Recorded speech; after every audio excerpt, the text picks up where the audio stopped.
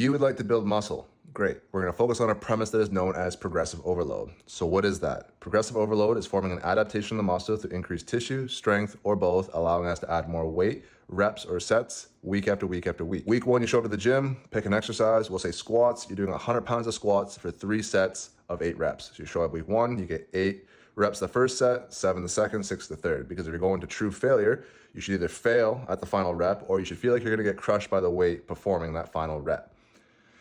So week 2, you show up, you get 8, 8, 6. The following week, you get 8, 8, 8. So this is where I typically form a rep range from, let's say, 8 to 10, and I add reps first before I add weight. So the next week, you're going to show up, you get 9 reps, 8 reps, 7 reps. The week after that, you get 10, 10, 8.